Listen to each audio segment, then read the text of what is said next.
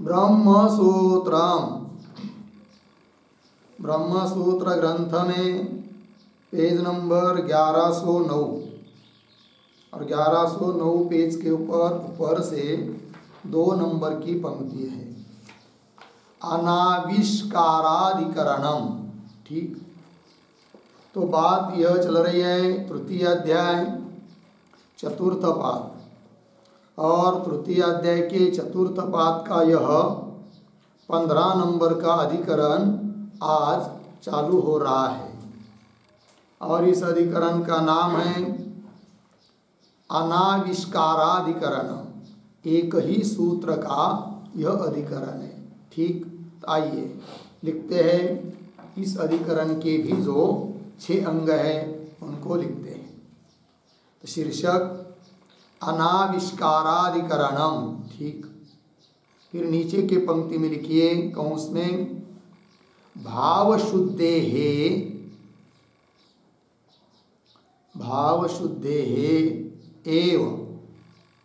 एव बाल्य शब्दाभिधेयताधिकरणम। बाल्य शब्दाभिधेयता, बाल्य शब्दाभिधेयताधिकरणम, पूर्ण विराम कंस बंद। उसके नीचे के पंक्ति में अर्थ लिखिए, भावशुद्धि ही,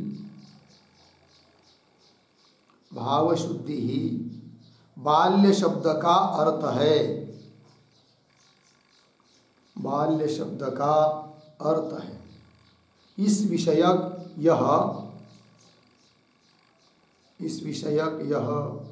अनाविष्काराधिकरण है।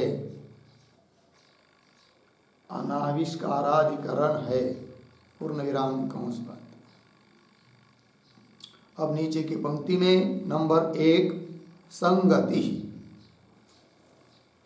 संगति बराबर पूर्वाधिकरणेन सह, पूर्वाधिकरणेन सह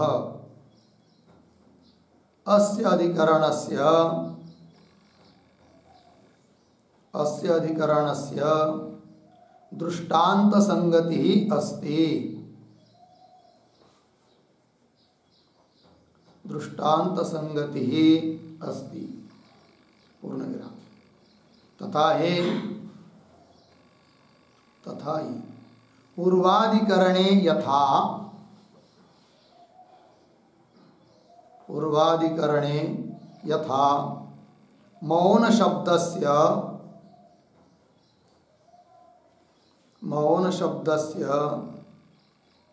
ज्ञानातिशये निदिध्यासने,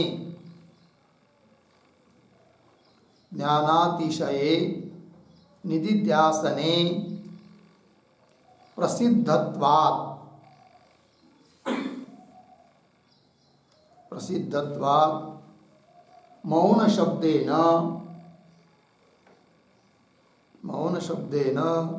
निदिध्यासनम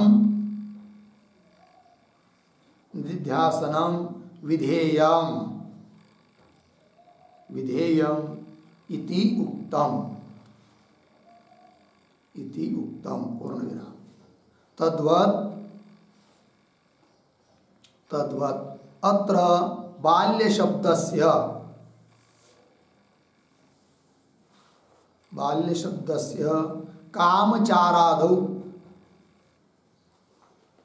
कामचारादौ कौंस में लिखिए, यथेच्छ बोलना, खाना इत्यादि।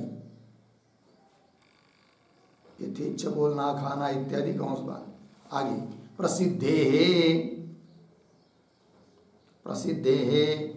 तद्विधेयं स्यात्, पूर्ण विराम। इति एवं दृष्टान्त संगत्या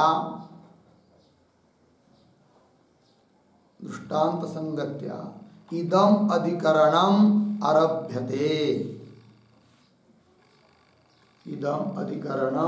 आरभ्यते। ठीक, देखो भाई अर्थ। तो अनाविष्काराधिकरण है, तो क्या कहना है, क्या सिद्ध करना है इस अधिकरण में, तब एक वाक्य में बता दिया। तो भाव शुद्धे है बाल्य शब्दा विधेयता, बाल्य शब्द की वाच्यता, बाल्य शब्द का विधेय, बाल्य शब्द का अर्थ भाव शुद्धि है, बुद्धि की शुद्धि है, यह अर्थ है। इस बात को सिद्ध करने के लिए इस अधिकरण की प्रवृत्ति है। तब संगति बता रहे हैं, पीछे के अधिकरण के साथ इस अधिकरण की दृष्टांत संगति है।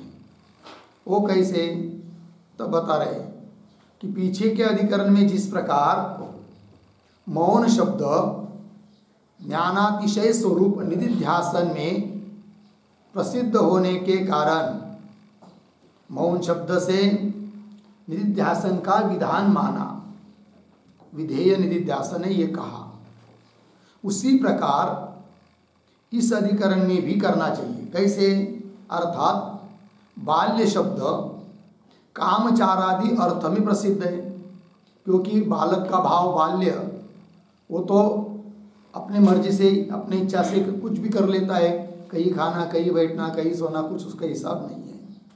उस प्रकार प्रसिद्ध अर्थ होने के कारण बाल्य शब्द जो श्रुति में आया है उसके द्वारा उसी प्रकार का कामचार का विधान मानना चाहिए। अर्थात पांडित्य को संपादन करके बाल्य भाव को प्राप्त करे, इच्छा करे बाल्य भाव की, मतलब मनमानी यथेच्छ जैसा चाहे वैसा वर्तन करते रहे, ऐसा अर्थ होना चाहिए। ये पूर्व पक्षी का अभिप्राय है, क्योंकि पूर्व पक्षी ही क्या सबसे पहले अपनी बात बताता है और पूर्व पक्षी की बात से अधिकरण चालू होता है। अतः पूर्व पक्षी कहता है कि बाल्य शब्द का अर्थ कामचार आदि कहीं होना चाहिए, अर्थात दृष्टांत संगति से पूर्व पक्षी अपनी बात चालू कर रहा है। अतः दोनों अधिकरणों की संगति बन गई दृष्टांत संगति। ठीक है, आइए आगे। अब आगे नंबर 2 विषय, विषय बराबर उद्धरण चिन्ह में तस्मात् ब्राह्मणः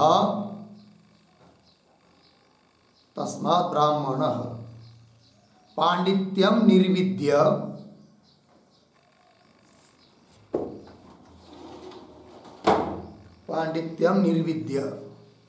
बाल्येन तिष्ठासेत् उद्धरण चिन्ह बंद। बृहदारण्यक 3:5-1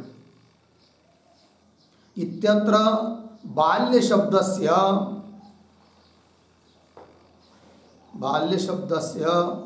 विधेयता अस्य अधिकरणस्य विचार विषयः अस्ति। ठीक है, देखो भाई अर्थ। तो जो श्रुति है बृहदारण्यक उपनिषद की, तस्मात् ब्राह्मण पांडित्यम निर्विद्य बाल्येन तिष्ठा से, तो बाल्येन ये पद आया है, तो बाल्य शब्द का विधेय यही इस अधिकरण का विचार विषय है। तो कैसा विषय क्या होगा, तब आगे नंबर 3 संशय बराबर उद्धरण चिन्ह में तस्मात् ब्राह्मणः उद्धरण चिन्ह बंद इत्यादौ किम बाल्य शब्देन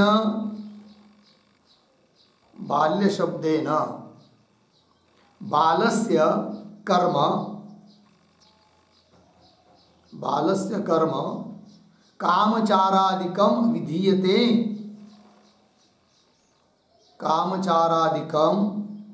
विधीयते भावशुद्धि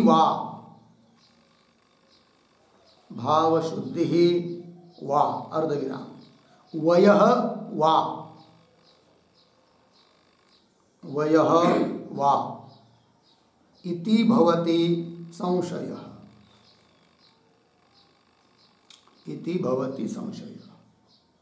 ठीक है, देखो वही अर्थ।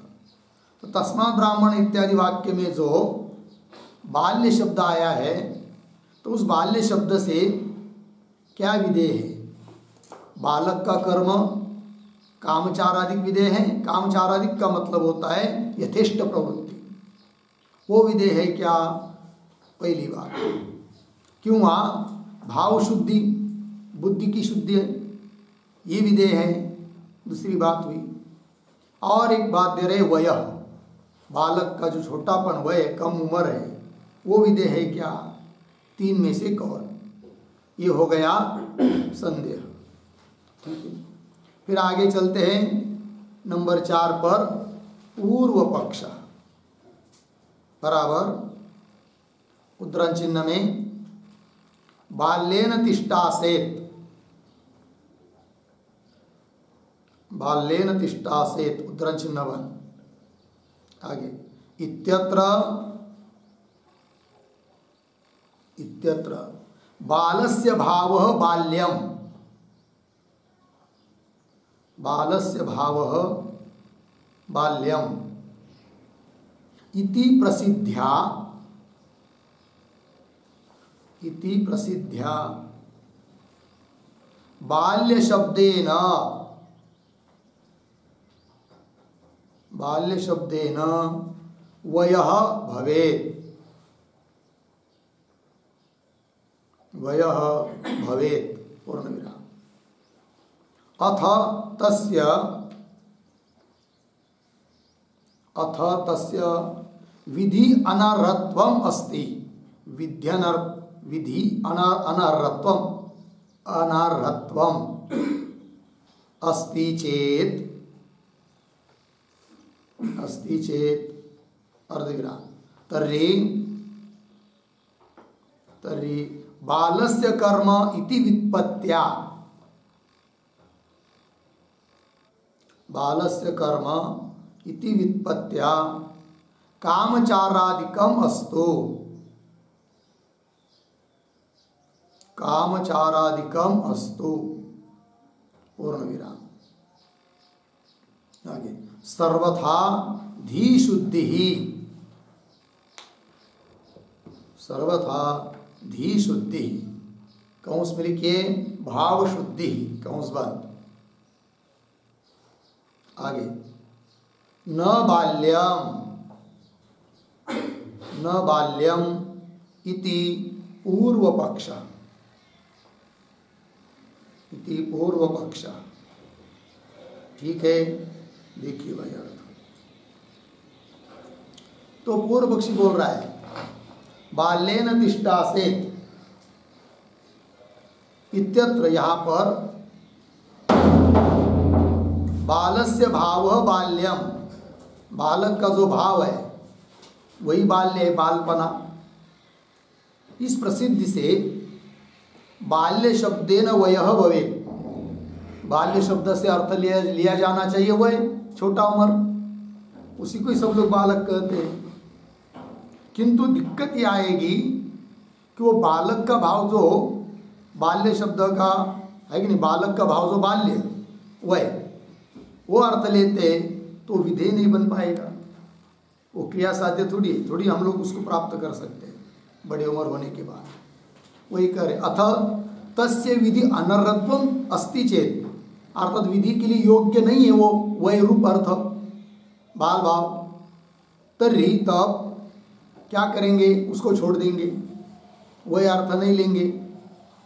फिर बालस्य कर्म इति व्युत्पत्त्या, तो दो व्युत्पत्ति होती है, बालस्य भाव बाल्यम एक, दूसरी बालस्य कर्म बाल्यम दो। तो बालस्य भाव बाल्यम वय, वो अर्थ नहीं ले पा रहे। तब पूर्व पक्षी बोल रहा है कि बालस्य, बालस्य कर्म, बालक का कर्म वो बाल्य, इस व्युत्पत्ति के बल पर तो बालक का कर्म है क्या, कामचारादिक।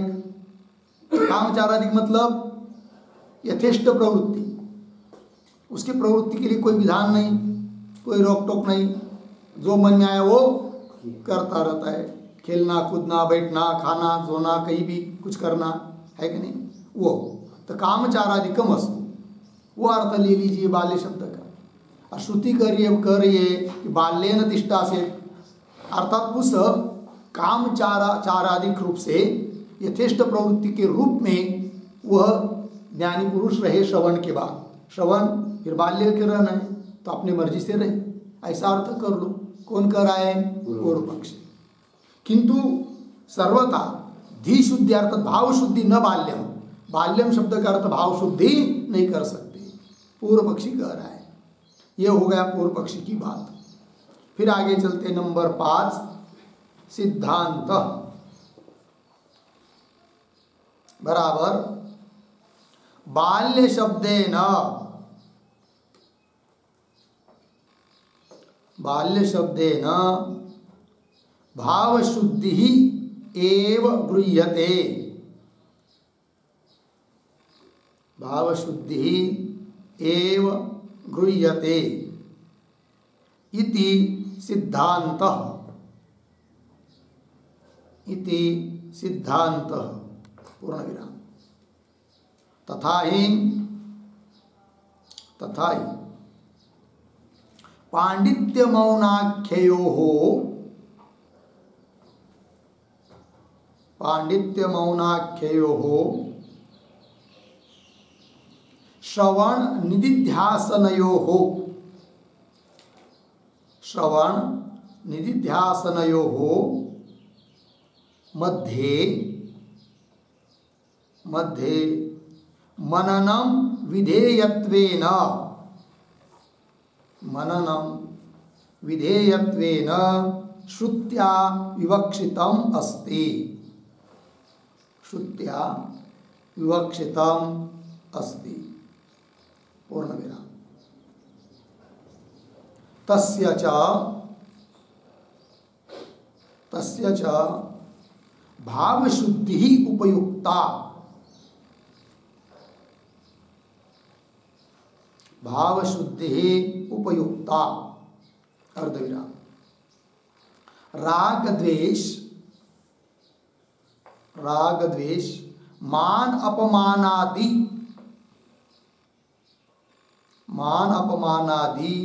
दोषग्रस्तत्वेन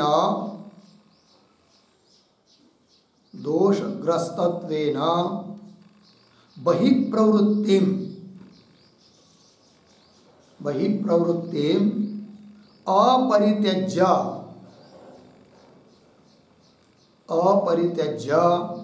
मंतुम्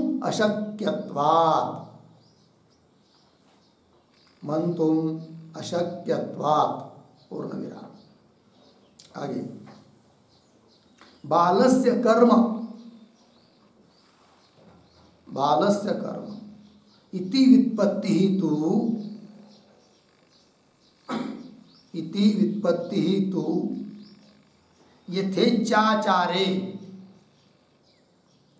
यथेच्छाचारे अर्धविराम।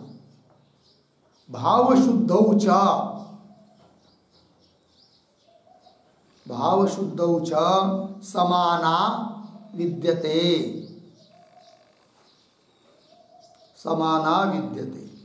पूर्ण विराम। आगे वयः कामचारौ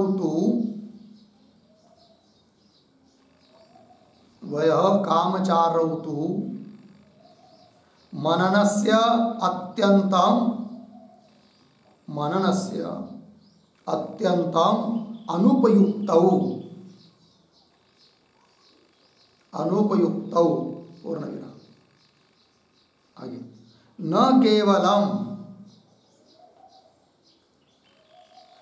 केवलम अनुपयुक्तौ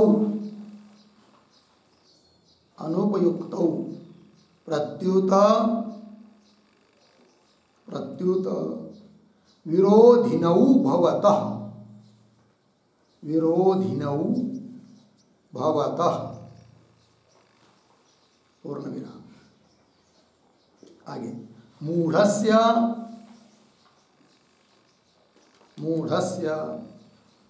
बहिप्रवृत्तस्य वा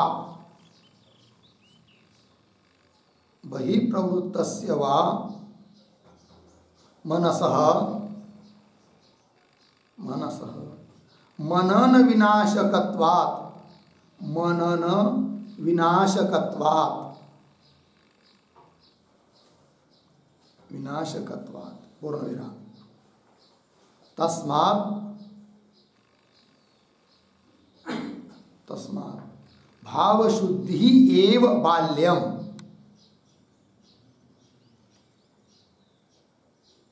भाव शुद्धि एव बाल्यम अर्धविराम। न इतरद्वयम, न इतरद्वयम इति सिद्धान्तः, इति सिद्धान्तः। ठीक है, देखो भाई अर्थ। तो सिद्धांत अब अपनी बात बोल रहे हैं कि बाल्य शब्देन भाव शुद्धि एव गृह्यते। बाल्य शब्द से भाव शुद्धि, धी शुद्धि, अंतःकरण शुद्धि यही लेंगे। कैसे? तब कह रहे, स्पष्टीकरण कर रहे तथाई पंक्ति से। तो पांडित्य मौनाख्यो हो श्रवण निधिध्यासनयो मध्य, तो तीन बात होती है कि नहीं? पांडित्य मतलब श्रवण, और अंतिम है मौन, मुनि अथ मुनि, उससे लिया गया निधिध्यासन। और श्रवण और निधिध्यासन के बीच में होता है ये कौन? मनन। ठीक, वही कह रहे पांडित्य मौनाख्यो, पांडित्य और मौन यह है आख्या जिनकी नाम है, जिनका इसे जो श्रवण और निधिध्यासन उन दोनों के बीच में मननम विधेयत्वेन श्रुत्या विवक्षितम अस्ति। दोनों के बीच में मनन विधेय है, विधेय के रूप में श्रुति को अपेक्षित है। श्रुति चाहती है कि श्रवण के बाद मनन होवे, उसके बाद निधिध्यासन। तो दोनों के बीच में मनन की विवक्षा है, अपेक्षा है। और वह मनन तब हो सकता है जब भाव शुद्धि रहती है, तब। वही कह रहे तस्य च भाव शुद्धि उपयुक्ता, क्योंकि भाव शुद्धि नहीं है, बुद्धि की शुद्धि नहीं, अंतःकरण शुद्ध नहीं है, तो मनन भी नहीं हो सकता है। कैसे? वो दे रहे राग द्वेष मान अपमान आदि दोषग्रस्तत्वेन, कोई व्यक्ति है और ये सभी दोषों से ग्रस्त है, राग द्वेष मान अपमान, फिर उसके कारण होता क्या है? ऐसे व्यक्ति की प्रवृत्ति हमेशा बाहर की तरफ ही रहती है, अंदर नहीं हो सकती, अंतर्मुख नहीं हो सकता है। तो राग द्वेषादि दोषों के कारण बहिर्प्रवृत्ति होती है, और उस बहिर्प्रवृत्ति का त्याग किए बिना मंतुम अशक्यत्वात्, मनन नहीं किया जा सकता है। अर्थात उसका त्याग चाहिए, और उसका त्याग होना मतलब भाव शुद्धि, अर्थात भाव शुद्धि ही उपयुक्त है मनन के लिए। ठीक, वही कह रहे फिर बालस्य कर्म इति उत्पत्ति। अब दो उत्पत्ति होती है, एक तो होता है बालस्य भाव बाल्य, जिसका अर्थ निकलता है वह विशेष, वो तो ले ही नहीं सकते अर्थ, वो तो बात खत्म हो गई, ऊपर रही। फिर दूसरी कर्म पर व्युत्पत्ति, उसके दो अर्थ होते हैं। बालस्य कर्म बाल्य, तो बालक का कर्म दो तरह का, एक कामाचार यथेच्छ प्रवृत्ति, दूसरा भाव शुद्धि धी शुद्धि, है कि नहीं? तो दोनों में से कौन लिया जाए, ये प्रश्न। जबकि पूर्व पक्ष ने कहा था कामाचार लेना चाहिए, किंतु कामाचार यथेच्छ प्रवृत्ति अर्थ लेंगे, उपयोग क्या?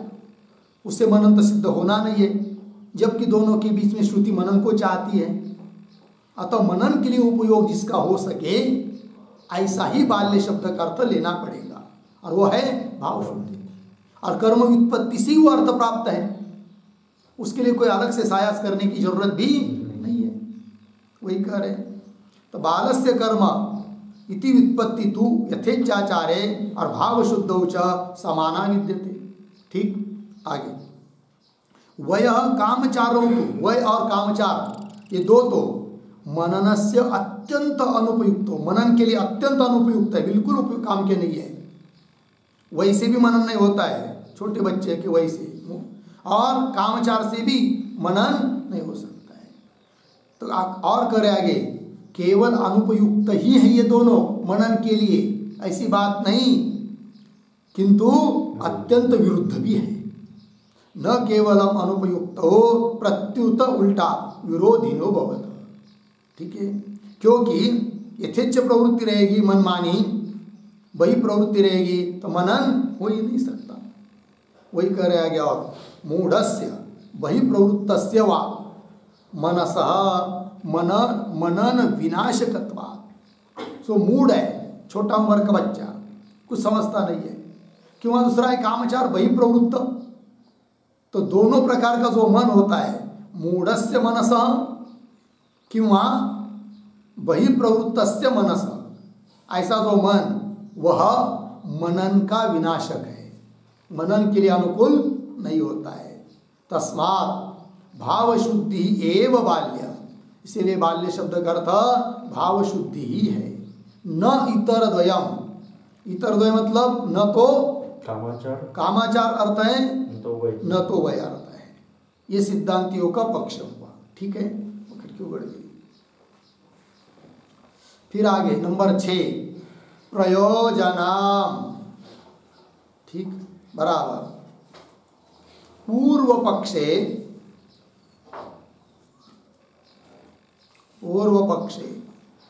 बाल्यस्य कामचारादेः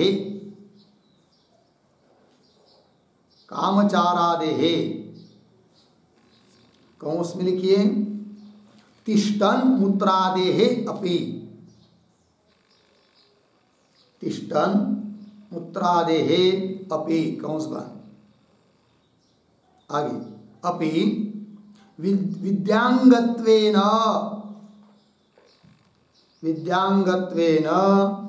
अनुष्ठानं फलं भवति, अनुष्ठानं फलं भवति पूर्णविराम। सिद्धांते तो भाव शुद्धि एव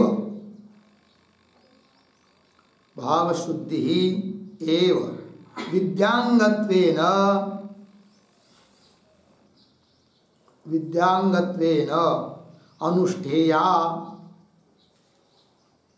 अनुष्ठेया इति फलं भवति पूर्णविराम। एवं उभयोः फलभेदः अस्ति,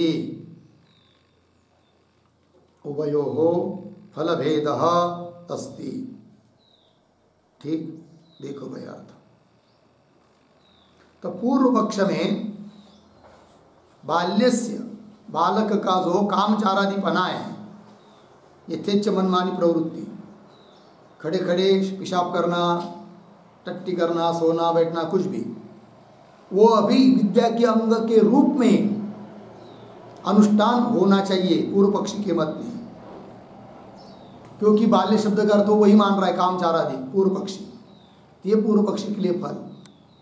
और सिद्धांत में भाव शुद्धि ही विद्या के अंग के रूप में अनुष्ठेय है, ये फल।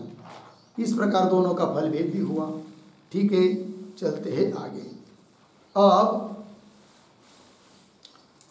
हरेक अधिकरण का सार बताने के लिए वैयासिक न्यायमालाकार के जो 2 श्लोक होते हैं प्रत्येक अधिकरण के लिए, उन श्लोकों का उच्चारण और अर्थ देख लेते हैं। जो जबकि पहला श्लोक पूर्व पक्षी का होता है, दूसरा श्लोक सिद्धांतियों का।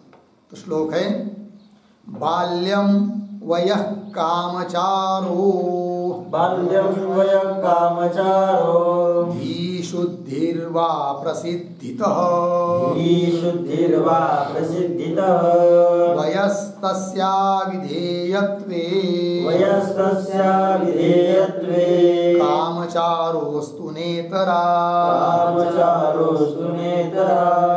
बाल्यं वयः कामचारो धीशुद्धिर्वा प्रसिद्धितः वयस्तस्या विधेयत्वे कामचारोस्तु नेतरा। बाल्यम वयः कामचारः धीशुद्धिः वा प्रसिद्धितः वयः तस्य अविधेयत्वे कामचारः अस्तु न इतरा। ठीक, अब अन्वय, अन्वय लगभग सरल है पूरा श्लोक, अंतिम में केवल इतरा न इतना ही करना है, अंतिम का शब्द है ना।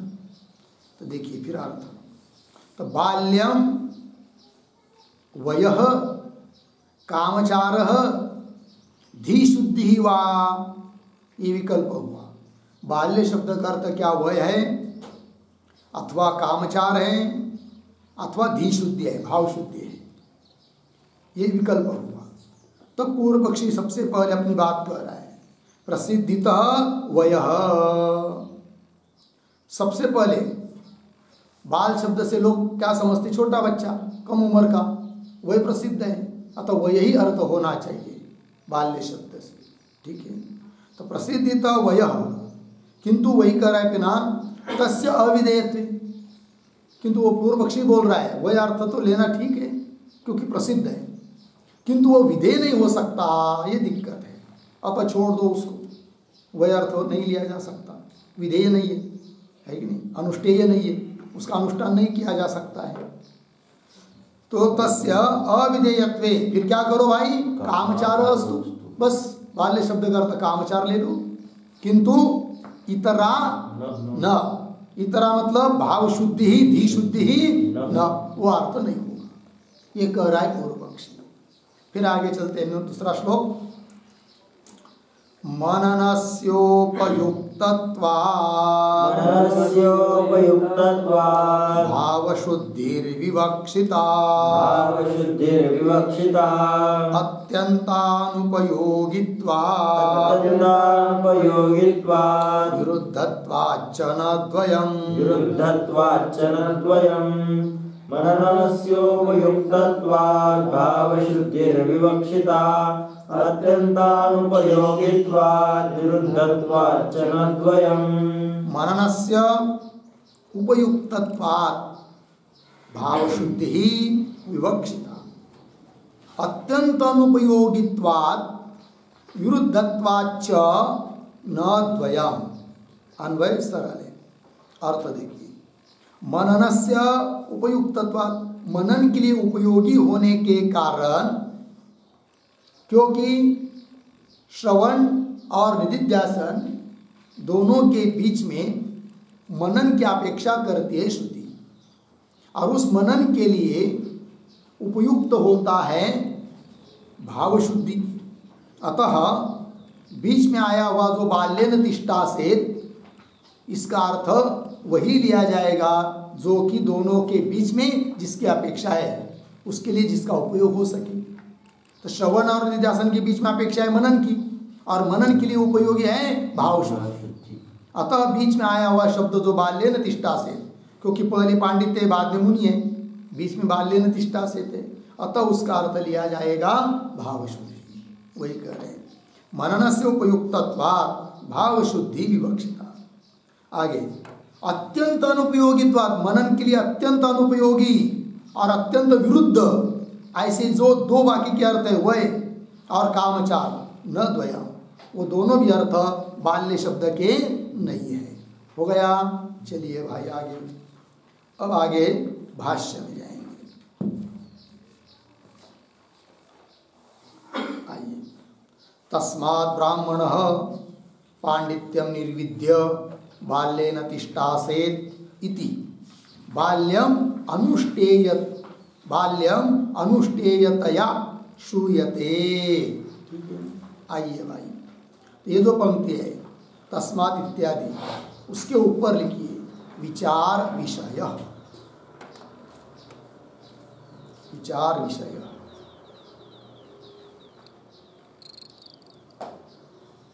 और तस्मात् के पूर्व में एक वाक्य भी लिखते हैं अवतरण के रूप में, लिखेंगे अनुष्ठेयत्वेन,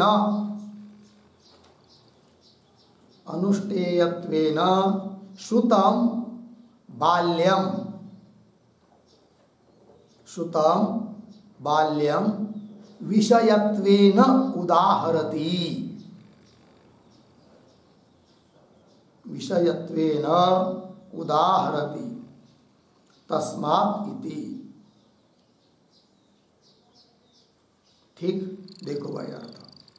तो अनुष्ठेयत्वेन श्रुतम, अनुष्ठान करने योग्य के रूप में श्रुति ने बताया हुआ जो बाल्य है, उस बाल्य रूप विषय को ही उद्धृत कर रहे हैं। उदाहरती तस्मात् इत्यादि पंक्ति से तो वही दे रहे हैं। तस्मात् ब्राह्मण पांडित्यम निर्विद्य, पांडित्य को संपादन करके बाल्येन तिष्ठासेत् इति। बाल्यम अनुष्ठेयतया, अनुष्ठेय के रूप में बाल्य को श्रुति बता रही है, वही इस अधिकरण का विषय है। फिर आगे चलते हैं। तत्र बालस्य भावः कर्म वा बाल्यम इति तद्धिते सति। ठीक है, इतने का अर्थ पहले कर लेते हैं। तत्र बालस्य भाव इत्यादि जो पंक्ति है, उस पंक्ति के पूर्व में एक छोटा वाक्य लिखिए अवतरण। संशय कारणम आह, संशय कारणम आह तत्र इति। तो संशय का स्वरूप तो आगे की पंक्ति में दे रहे हैं, किंतु अब पहले संशय क्यों हो रहा है उसका कारण बता रहे हैं। क्या, देखिए। तो बालस्य भाव कर्म वा बाल्यम इति तद्धिते सति, सती हुआ ना, सती सप्तमी, तो उस पर एक शेष करके छोटा वाक्य लिखिए। तद्धिते सति, इसके आधार पर क्या लिखेंगे? तद्धिते सति संशय इति संबंध, संशय भवति इत्यर्थः। तद्धिते सति के बाद शेष समझना है संशय भवति इति शेष। हो गया, देखो भाई अर्थ। तो बाल शब्द को यह प्रत्यय किया है, बाल्य शब्द बना, और यह शब्द तद्धित संज्ञक प्रत्यय है। व्याकरण में अलग अलग प्रत्ययों की अलग अलग संज्ञा होती है। उस प्रकार यहाँ पर जो प्रत्यय किया है, यहाँ पर साक्षात यह हुआ, वो तद्धित संज्ञक है। और तद्धित प्रत्यय जोड़कर जो शब्द बन जाते हैं तो उनका विग्रह किया जाता है। जैसे तद्धित वृत्ति इसको कहते हैं, समास वृत्ति कहते हैं, उनका विग्रह होता है। अर्थात उस शब्द का अर्थ बताने के लिए वाक्य बताया जाता है। तब यहाँ पर बाल्य शब्द में तद्धित वृत्ति हुई है, तद्धित प्रत्यय हुआ है, अतः उसका विग्रह दो तरह से बनता है। वो क्या क्या वो दे रहे यहाँ पर। पहला है बालस्य भावः बाल्यम, एक, और दूसरा बनेगा बालस्य कर्म बाल्यम। ये दो व्युत्पत्ति हो रही है। अब दो व्युत्पत्ति से, दो प्रकार की व्युत्पत्ति से दो प्रकार का अर्थ निकल आता है। तो बालस्य भाव, इस अर्थ में अर्थ निकल आता है बाल्य शब्द का वय विशेष, और बालस्य कर्म बाल्यम, इस व्युत्पत्ति के बल पर बाल्य शब्द का दो अर्थ निकल आते हैं, एक कामचार और दूसरा भाव शुद्धि। ठीक है, आइए। तत्र बालस्य भाव कर्म वा बाल्यम इति तद्धिते, ऐसा तद्धित प्रत्यय होने से संशय हो रहा है, दो व्युत्पत्ति होने से। फिर आगे बाल भावस्य, उसका अर्थ कर रहे वयो विशेषस्य इच्छया संपादयितुम अशक्यत्वात्। यहाँ तक हुआ, देखिए। तो ये जो पंक्ति है ना, बाल भावस्य अभी पड़ी हुई, उसके भी पूर्व में एक वाक्य लिखते छोटा सा अवतरण। तर्हि बाल भावः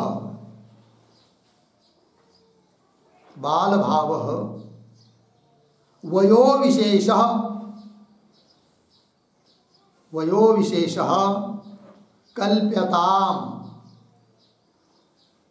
कल्प्यताम् इति आशंक्य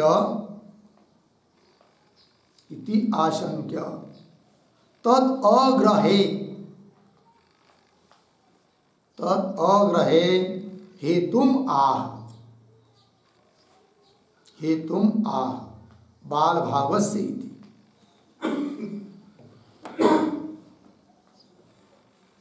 ठीक है, देखो भाई अर्थ तो दो प्रकार की उत्पत्ति के बल पर अर्थ निकल आ रहा है। तब कोई कहेगा ठीक है फिर क्या करो, बाल भाव जो वय विशेष है उसकी ही कल्पना कर लो, ऐसी कोई शंका करता है। तब पूर्व पक्ष उत्तर दे रहा है तद अग्रहे, उसका ग्रहण नहीं कर सकते, वयो विशेष का ग्रहण नहीं कर सकते।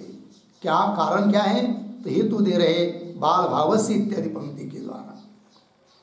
क्या करें, बाल भावस्य इसका अर्थ कर रहे हैं वयो विशेषस्य, उस वयो विशेष रूप जो बाल भाव तो उसका है कि नहीं, वयो विशेषस्य इच्छया संपादितुम अशक्यत्वात्। समझ लीजिए किसी की इच्छा हो भी जाए कि हमको अब बाल भाव को प्राप्त होना है, मतलब उस विशिष्ट वय को प्राप्त होना है, छोटा बनना है, बन सकता है क्या, नहीं बन सकता है, अर्थात वो विधेय नहीं हो सकता। अतः बाल भाव वयो विशेष वो अर्थ नहीं ले सकते बाल्य शब्द का, ये बात निकल आई। आइए फिर इच्छया संपादितुम अशक्यत्वात्, फिर कौन सा अर्थ करोगे, तब आगे चलिए। यथा नहीं, यथोपपादम यथोपपाद मूत्र पुरुषत्वादि, ऐसा है यथोपपाद मूत्र पुरुषत्वादि बाल चरितम एक हुआ। क्यों, अंतर्गता वा भाव शुद्धि विशुद्धि अप्ररूढ़ इंद्रियत्वम दंभ दर्पादि रहितत्वम वा बाल्यम स्यात् इति संशय। ये संशय का आकार। अब जो पंक्ति पढ़ी मैंने यथोपपाद इत्यादि से लेकर, अब यथोपपाद इसके पूर्व में एक वाक्य लिख लीजिए उत्तरण, तद्धित श्रुत्या, तद्धित श्रुत्या परिशिष्टम बाल्यम, परिशिष्टम बाल्यम आश्रित्य संशयम अभिनयति, संशयम अभिनयति यथोपपाद इति। ठीक है, देखो भाई अर्थ। तो तद्धित श्रुत्या, तद्धित प्रत्यय हुआ है, तद्धित शब्द है, उससे परिशिष्टम बाल्यम आश्रित्य, बचा हुआ बाल्य शब्द का अर्थ ले लेंगे तो तीन अर्थ में से दो बचे। तीन अर्थ कौन कौन, एक वयो विशेष, दूसरा कामचार, तीसरा धी शुद्धि। तो उसमें से वयो विशेष तो ले नहीं सकते, बच गए दो, वही कह रहे फिर तद्धित श्रुत्या परिशिष्टम बाल्यम आश्रित्य, उसको आश्रय करके उसको लेकर संशय का अभिनय आकार बता रहे हैं यथा इत्यादि पंक्ति से। अब देखिए पंक्ति को, तो यथा यथोपपाद पुरुषत्वादि, तो यथोपपाद इस शब्द का अर्थ लिखिए यथा संभव। यथोपपाद का मतलब है यथा संभव, जैसा जमेगा वैसा, जैसा मन में आया वैसा। क्या, मूत्र पुरुषत्वादि बाल चरितम। मूत्र मतलब खड़े खड़े पेशाब करना, टट्टी करना आदि शब्द से कहीं बैठना, बोलना, कुछ भी बोलना, ये सब बाल चरित। बाल चरितम, चरितम वर्तन, बालक का वर्तन, मनमानी वर्तन, कामाचार। ये विकल्प, एक अर्थ ये हो रहा है। तो क्यों दूसरा वायन आ गया, क्योंकि एक शब्द के बाद वा लिखते हैं। तो बाल चरितम एक हुआ यहाँ तक, कहाँ से कहाँ तक, यथोपपाद मूत्र पुरुषत्वादि बाल चरितम, यह अर्थ है क्या बाल्य शब्द का, पहला विकल्प। क्यों, दूसरा अर्थ अंतर्गता भाव शुद्धि, अंदर की हृदय की भाव शुद्धि। कैसी हो, उसको और एक दो विशेषण दे रहे हैं। अंतर्गता भाव शुद्धि ही, इसके बाद कैसा पढ़ेंगे थोड़ा अन्वय, भाव शुद्धि के बाद एक शब्द छोड़कर, दंभ दर्पादि रहितत्वम पीछे, अप्ररूढ़ इंद्रियत्वम वा। ठीक है, देखिए भाई क्या करे। तो अंतर्गत जो भाव शुद्धि है कैसी, दंभ दर्पादि रहित अप्ररूढ़ इंद्रिय स्वरूप भाव शुद्धि। यह अर्थ बाल्य शब्द का लेना है क्या, ये दूसरा विकल्प होगा। दंभ दर्पादि रहित, जिसमें क्या नहीं है, दाम्भिकता नहीं है, दर्प अहंकार वगैरह कुछ नहीं है, छोटा बच्चा उसमें कुछ नहीं रहता है, दंभ दर्पादि उससे रहित। और क्यों, अप्ररूढ़ इंद्रियत्व, उसके इंद्रिय प्रौढ़ नहीं हुए हैं, समर्थ नहीं हुए हैं, विशेष प्रकार से कुछ जानता नहीं है वो बच्चा, क्या सुनना क्या नहीं, क्या देखना क्या खाना, कुछ भी नहीं, ये शत्रु ये मित्र कुछ भी नहीं जानता है।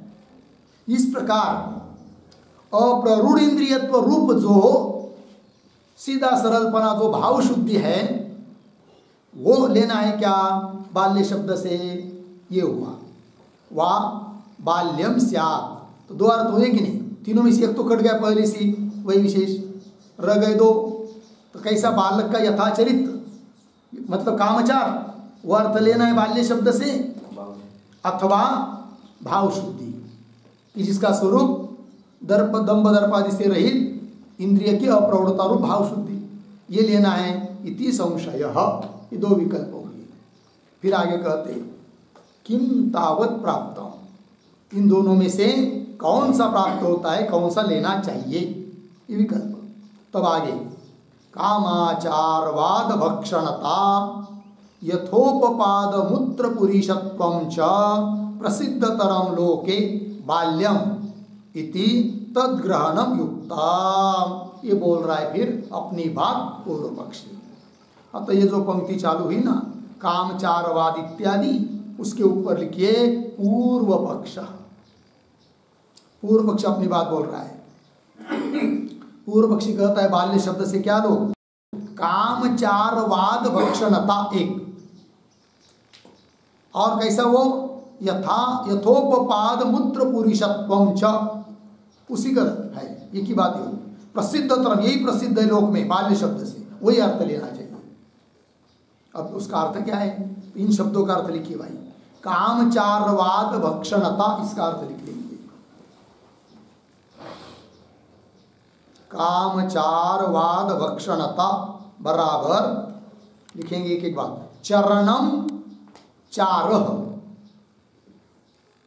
चरणम चारह अर्धविराम, वदनम वादः,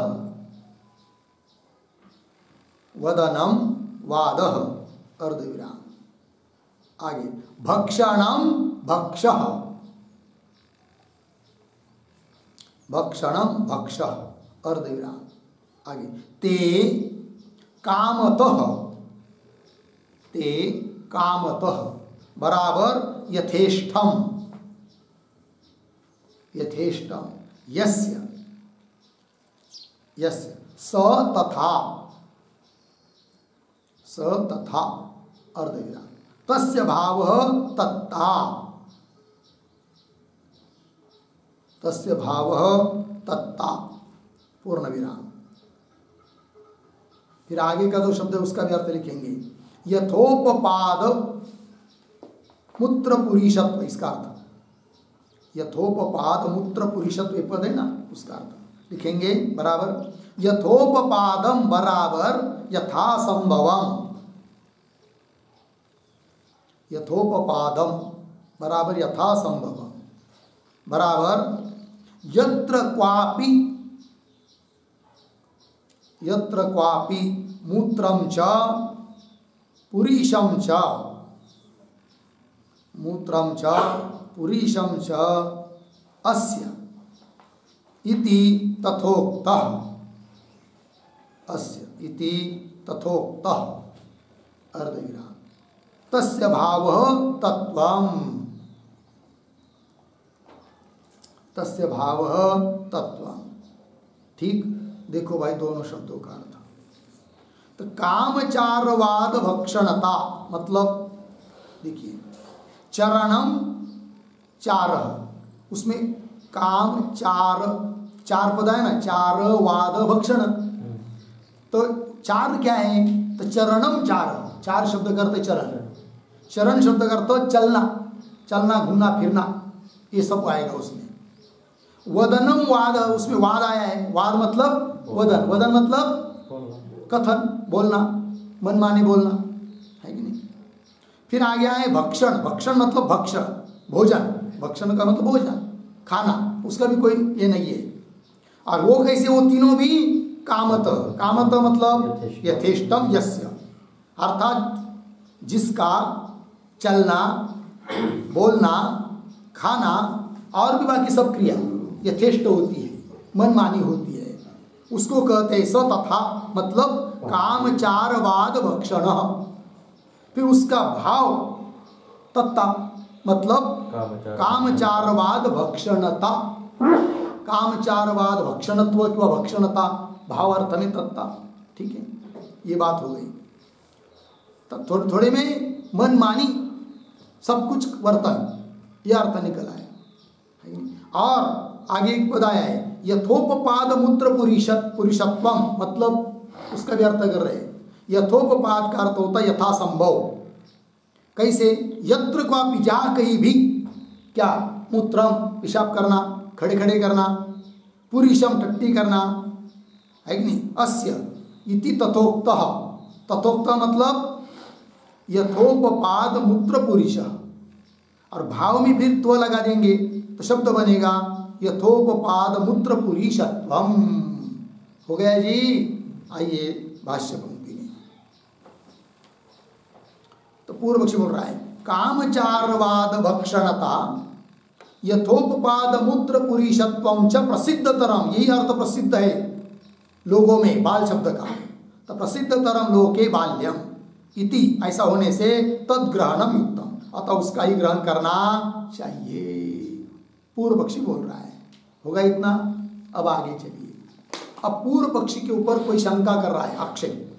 ननु पतित्वादि दोष प्राप्ते है न युक्तम कामचारतादि आश्रयणम, यहाँ तक आक्षेप ग्रंथ है।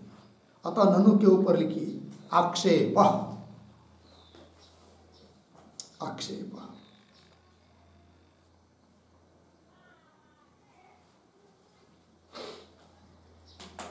ठीक है। अब ये ननु पंक्ति जो चालू हुई उसके पूर्व में एक वाक्य लिखिए, अवतरण। बालस्य कर्म बाल्यम, बालस्य कर्म बाल्यम इति तद्धिताश्रयणे, तद्धिताश्रयणे प्रतिषिद्ध सेवनात्, प्रतिषिद्ध सेवनात् पतितत्वम, पतितत्वम शिष्टगर्हा, शिष्टगर्हा च प्रसज्जते, प्रसज्जते इति आह ननु इति, इति आह ननु इति।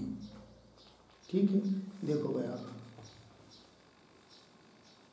तो बालस्य कर्म बाल्यम, बालक का जो कर्म होता है वो बाल्य, इति तद्धित आश्रयणे, ऐसा तद्धित का आश्रय करने पर प्रतिषिद्ध सेवना, प्रतिषिद्ध निषिद्ध वस्तु का भी सेवन करने लगेगा तो उससे क्या होगा? फिर पतितत्व आएगा। चल रहा था मोक्ष मार्ग के लिए, गिर गया, पतित हो गया। और शिष्टगर्रा, शिष्टगर्रा मतलब शिष्ट निंदा, शिष्ट पुरुष के द्वारा निंदा भी हो जाएगी। ये सब दोष प्राप्त होंगे यदि बाल्य शब्द का अर्थ कामचार ऐसा अर्थ करते हैं तो। ऐसी शंका कर रहा है पूर्व पक्षी के ऊपर कोई, तो वही देखिए फिर। ननु पतितत्वादि दोष प्राप्त है, पतितत्वादि दोष प्राप्त हो जाएंगे। आदि शब्द से शिष्ट निंदा, ये दोष प्राप्त हो जाएंगे। इसलिए न युक्तम क्या कामचारतादि आश्रयण, कामचारतादि आश्रयण न युक्तम, मतलब बाल्य शब्द का अर्थ कामचारादि करना ये उचित नहीं है, नहीं तो पतित हो जाएगा। ये शंका उत्तर दे रहा है वो पूर्व पक्षी। न विद्यावतः सन्यासिनः वचन सामर्थ्यात् दोष निवृत्ति ही पशुंसादिषु इव इति। ठीक, अब ये जो पंक्ति चालू हुई न इत्यादि, उसके ऊपर लिखिए पूर्व पक्षिणः समाधानम।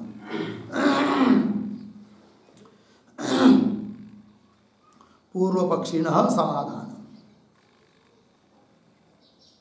पूर्व पक्षी समाधान दे रहा है। और ये जो न इत्यादि पंक्ति चालू हुई उसके भी पूर्व में एक वाक्य लिखिए अवतरण, बाल्य विधि बलात्, बाल्य विधि बलात् पतितत्वं न भविष्यति,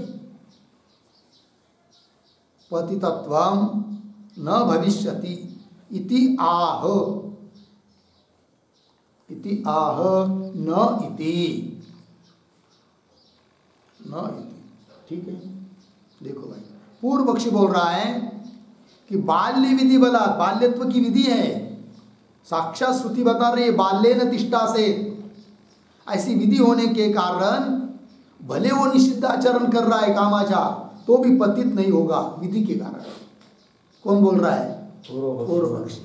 पंक्ति देखिए, न अर्धविराम न के बाद, मतलब पूर्व पक्षी कर रहा है आक्षेपकर्ता को, हे आक्षेपकर्ता तुम्हारा यह कहना ठीक नहीं है। क्यों? इसलिए कि विद्यावत सन्यासीन वचन सामर्थ्य दोष निवृत्ति, विधान किसके लिए? सन्यासी ज्ञानी के लिए है। विद्यावत सन्यासी, ज्ञानी सन्यासी के लिए, ज्ञान मार्ग में प्रवृत्त है वो ज्ञानी ही है इस एक प्रकार से, उसके लिए विधान है। और वो विधि है वचन सामर्थ्य, क्या वचन है? बाल्येन तिष्ठा से, ये विधि विधि रूप वचन के सामर्थ्य से दोष निवृत्ति, कोई दोष उसको नहीं लगेगा। कैसे? उदाहरण, जैसे कि पशु हिंसादिषु इव, जैसे माँ हिंसा सर्वभूतानि शास्त्र कहता है किसी प्राणी मात्र की हिंसा मत करो, तो भी पशु आलभेत है कि नहीं, पशु का आलभन करो, यज्ञ में पशु का आलभन करने का, पशु की हिंसा करने का विधान है। तो सामान्य रूप से हिंसा का निषेध होने पर भी विशेष रूप से विधान होने के कारण उस विधि वचन के सामर्थ्य से हिंसा इत्यादि में हिंसा होने पर भी उसको दोष लगता नहीं है, पाप लगता नहीं है। बराबर उसी प्रकार यद्यपि कामाचार वागना, यथेष्ट वागना, मनमानी वागना, वर्तन करना पतितत्व के लिए कारण है, किंतु विधान होने के कारण भले वो यथेच्छ वर्तन कर रहा है तो भी वो पतित नहीं होगा, दोष उसको नहीं लगेगा। अतः कुल मिलाकर बाल्य शब्द का अर्थ वही लेना चाहिए, कौन सा? कामाचार। कामाचार कौन कह रहा है? पूर्व पक्षी। तो पशु हिंसादिषु इव इति, इतनी बात हुई। आगे चलिए, एवं प्राप्ते अभिधीयते। अब सिद्धांती अपने बात बोल रहे हैं। ये जो पंक्ति है एवं प्राप्ते, उसके ऊपर लिखिए सिद्धांत, सिद्धांत। ठीक। और एवं प्राप्ति इसके पूर्व में एक वाक्य भी लिख लेते हैं अवतरण के रूप में। लिखेंगे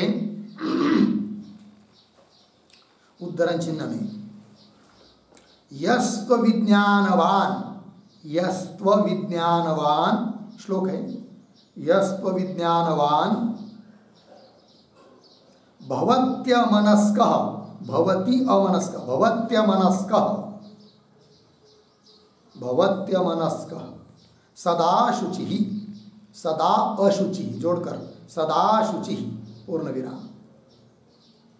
आगे, न स तत्पदमाप्नोति, न स तत्पदमाप्नोति संसारम चादिगच्छति, संसारम चादिगच्छति, पूर्ण विराम उद्धरण चिन्ह पर आगे इत्यादि इत्यादि शौच भिक्षादि, शौच भिक्षादि नियम विधि शास्त्र, शास्त्र नियम विधि शास्त्र अविरुद्धस्य, शौच भिक्षादि नियम विधि शास्त्र अविरुद्धस्य आगे भावशुद्ध्याख्य बाल्यस्य, भावशुद्ध्याख्य बाल्यस्य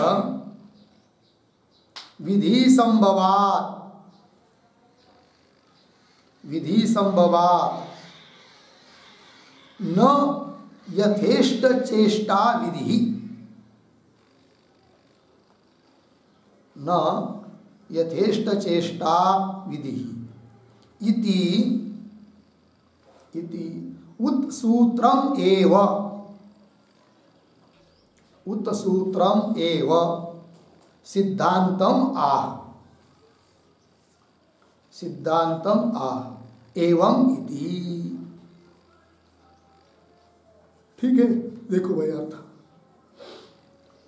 तो क्या करे, यस्त्व विज्ञानवान भवत्य मनस्क सदा शुचि न स तत्पदमाप्नोति संसारम चादि गच्छति।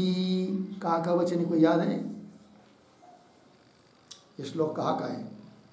गया है आप लोगों को? कठोपनिषद 1-3-7, कठोपनिषद का मंत्र है वो 1-3-7। ठीक है, क्या कहा है उसमें? देखिए भाई, यह तू अविज्ञानवान, ठीक है, यह तू अविज्ञानवान भवती, जो ज्ञानी नहीं है, अमनस्कः, जिसका मन स्थिर नहीं है, सदा अशुचि, हमेशा अपवित्र रहता है कि नहीं?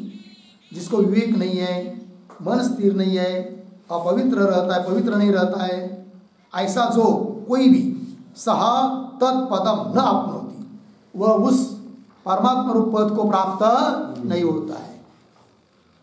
फिर कहा जाता है संसारम च अधिगच्छति, संसार को ही प्राप्त होता है। इसका मतलब जिसको उस परम पद की प्राप्ति की इच्छा है, वो उसको विवेकवान ज्ञानी होना चाहिए, स्थिर मन वाला होना चाहिए, सदा पवित्र रहने वाला होना चाहिए, सुआचरण वाला होना चाहिए।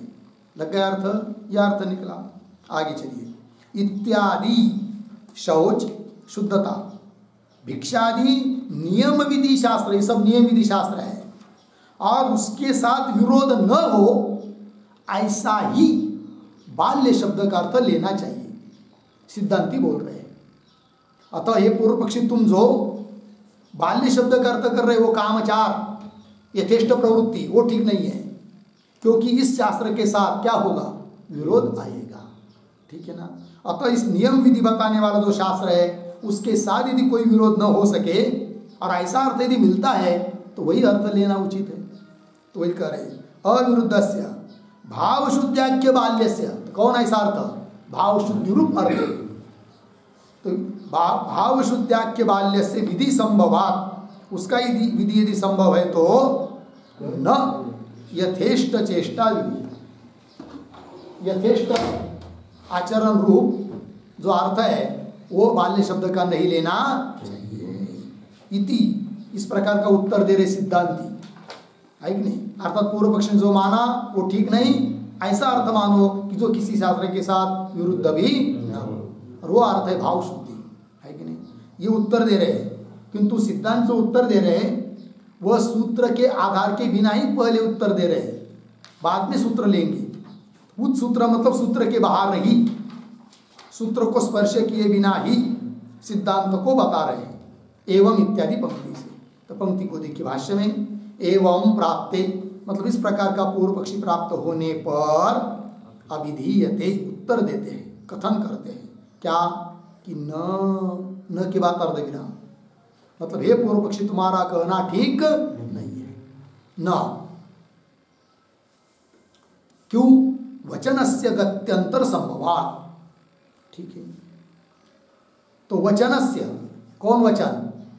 बाल्येन तिष्ठा से, इस वचन की अन्य गति संभव होने से, अन्य अर्थ हो सकने के कारण हे पूर्व पक्षी तुमने जो अर्थ किया वो ठीक नहीं है। ठीक, इसलिए पहले कह दिया न का अर्थ चाहे तो लिख के रखिए, न मतलब यथेष्ट चेष्टा, न यथेष्ट चेष्टा, न मतलब बाल्य शब्द का अर्थ यथेष्ट चेष्टा करना, यह अर्थ करना उचित नहीं है। क्यों? वचनस्य गत्यंतर संभवात्, वचनस्य मतलब बाल्येन तिष्ठा से, इस वचन की गति संगति अन्य रीति से हो सकती है। इसलिए फिर क्या गति हो सकती है, कैसा अर्थ लेंगे? कह रहे आगे, अविरुद्धे ही अस्मिन् बाल्य शब्दाभिलप्ये लभ्यमाने न विध्यंतर व्याघात कल्पना युक्ता। ठीक, आइए थोड़ा शब्दों का अन्वय करते हैं। तो शुरू के दो शब्द छोड़कर बाल्य शब्दाभिलप्ये, पीछे अस्मिन् और पीछे अविरुद्धे ही, आगे लभ्यमाने, पुनः न को छोड़कर आगे विध्यंतर व्याघात कल्पना, फिर पीछे न, फिर अंतिम में युक्ता। ठीक है, देखो भाई, बाल्य शब्दाभिलप्ये मतलब बाल्य शब्द का अभिधेय अर्थ, बाल्य शब्द का अर्थ क्या? अस्मिन् अविरुद्धे, मतलब सामान्य शास्त्र जो है, नियम बताने वाला शास्त्र, उस विधि शास्त्र के साथ अविरुद्ध अर्थ लभ्य माने। ठीक है, यदि प्राप्त होता है तो ठीक है। बाल्य शब्दाभिलप्ये, बाल्य शब्द से कहा जाने वाला, प्राप्त होने वाला अस्मिन् अविरुद्धे, ये जो बताया था सामान्य यस्तु अविज्ञानवान इत्यादि, चाहे कोई भी धर्मशास्त्र हो जिसके साथ विरोध न हो सके, इस प्रकार का लभ्य माने, ऐसा अर्थ यदि बाल्य शब्द का लब्ध प्राप्त होता है तो क्या? विध्यंतर व्याघात कल्पना न युक्ता। इसलिए ऐसा अर्थ नहीं करना चाहिए कि जिसके कारण अन्य विधि के साथ विरोध हो सके, उसका व्याघात हो सके, उसका बाध हो सके, ऐसा अर्थ करने की जरूरत नहीं। हाँ, यदि पर्यायी नहीं हो तो बात अलग होती है। तो विध्यंतर व्याघात, जो अन्य विधि है, नियम शास्त्र है, उसका व्याघात हो, उसका बाध हो, ऐसी कल्पना करना न युक्ता, उचित नहीं है। अतः हे पूर्व पक्षी, बाल्य शब्द का अर्थ यथेष्ट प्रवृत्ति करना उचित नहीं, कामचार उचित नहीं है। फिर कौन अर्थ लेंगे? भाव शुद्धि। आइए आइए, इतना निकला अर्थ। आगे प्रधानोपकाराय च अंगम विधीयते। अब क्या कहा जा रहा है भाई? तो ये जो पंक्ति चालू हुई प्रधान, उसके पूर्व में एक वाक्य लिखा है, छोटा सा अवतरण, इतश्च, इतश्च कामचारादि न विधेयम, कामचारादि न विधेयम इति आह, इति आह प्रधानोपकाराय इति, प्रधानोपकाराय इति। ठीक है, देखो भैया, इतश्च कामचारादि न विधेयम, इस कारण से भी कामचारादिक बाल्य शब्द से विधेय नहीं है। क्या कारण भाई? वो दे रहे, प्रधानोपकाराय च अंगम विधीयते। तो एक नियम होता है, प्रधान का उपकारक होता है कौन? अंग। अंग का विधान किस लिए होता है? प्रधान के उपकारक लिए। जैसे प्रधान उदाहरण दर्श पूर्णमास याग, और उसके लिए अंग प्रयाज आदि। उस प्रकार प्रधान उपकाराय च अंगम विधीयते। फिर बोलेंगे हाँ ठीक है बराबर है। फिर क्या आगे, ज्ञानाभ्यास च प्रधानम इह यतीनाम अनुष्ठेयम। ठीक, आइए शब्दों का थोड़ा अन्वय, बीच में आया है इह, फिर शुरू से ज्ञानाभ्यास, आगे यतीनाम, पीछे प्रधानम, आगे अनुष्ठेयम। अर्थ देखिए भाई, इह जिस श्रुति के बारे में विचार चल रहा है उस श्रुति में क्या ज्ञानाभ्यास, ज्ञान का अभ्यास ही बताया है, जो कि यतियों के लिए प्रधान है। यति नाम प्रधानम, ठीक है ना। यह ज्ञानाभ्यास यति नाम प्रधानम अनुष्ठेय, यतियों के लिए, सन्यासियों के लिए अनुष्ठान करने के लिए योग्य मुख्य प्रधान क्या है, ज्ञान का अभ्यास। अतः पांडित्य शब्द से श्रवण रूप ज्ञान का अभ्यास बताया, ज्ञान का अंग बताया। मुनि शब्द से निधि ध्यासन बताया। अतः बाल्य शब्द से फिर कैसा यथेष्ट प्रवृत्ति बताई जाएगी जो कि ज्ञान के लिए उपयोगी न हो। अतः ज्ञान के लिए उपयोगी हो, प्रधान के लिए उपयोगी हो, ऐसा ही कोई अर्थ लेना उचित है बाल्य शब्द से भी। फिर वो अर्थ कौन है, भाव शुद्धि। ये कहना इह ज्ञानाभ्यासश्च यतीनाम प्रधानम अनुष्ठेय। फिर आगे, न च सफलायाम बालचर्यायाम अंगीक्रियमाणायाम ज्ञानाभ्यास संभाव्यते। न कन्वय बाद में संभाव्यते के साथ च, और क्या, सकलायाम, सफलायाम नहीं, सकलायाम बालचर्यायाम अंगीक्रियमाणायाम। समझ लीजिए थोड़ी देर के लिए, पूर्व पक्षी के कहने के अनुसार बाल्य शब्द का अर्थ लेंगे क्या, कामाचार, बालक का आचरण, बालक का वर्तन, संपूर्ण बालक का वर्तन लेंगे।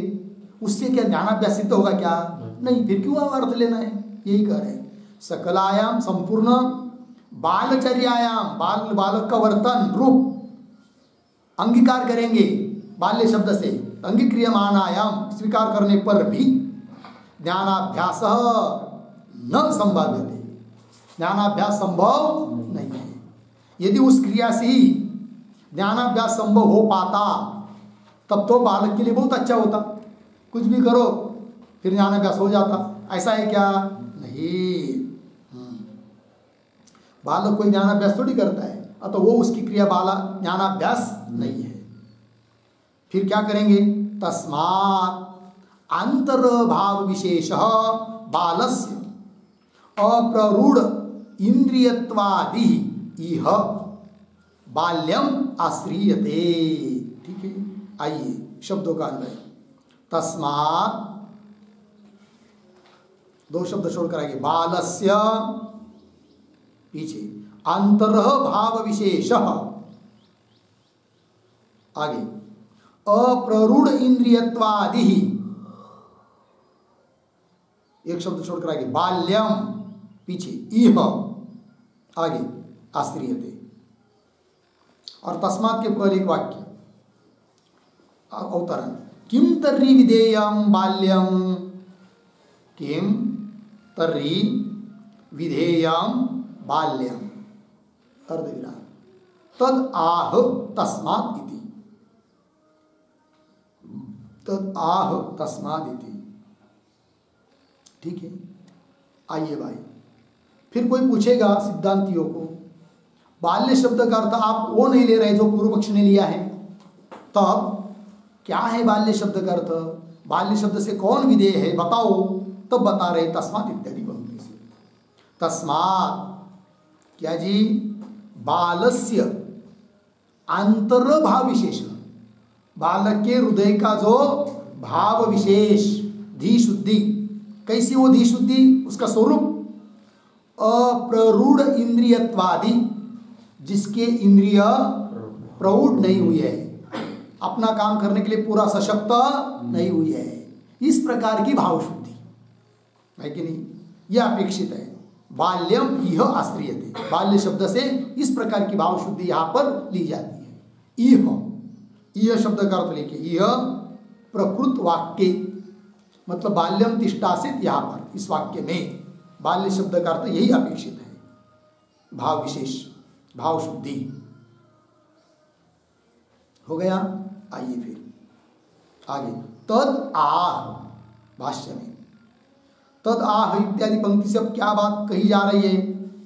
तो तद के पूर्व में एक छोटा वाक्य लिखिए, उक्ते अर्थे सूत्रम योजयति।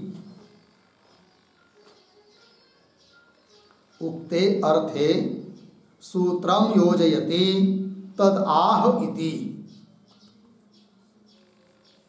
ठीक है। तो ये जो बाल्य शब्द का अर्थ भाव शुद्धि बताया, इसी अर्थ में सूत्र को घटा रहे अब। अतः पहले सूत्र का उच्चारण और अर्थ कर लेते, फिर आगे का भाष्य। तो सूत्र अनाविष्कुर्वन्नन्वयात्, ठीक है, लिखते भाई सूत्र का अर्थ। तो सूत्रावतरणम बराबर पूर्वाधिकरणे, पूर्वाधिकरणे बाल्यस्य विधेयत्वं,